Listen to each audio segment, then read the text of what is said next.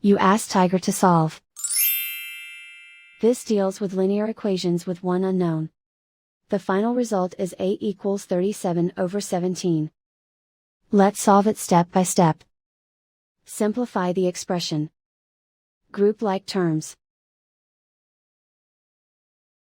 Simplify the arithmetic. Group all constants on the right side of the equation. Add 10 to both sides. Simplify the arithmetic.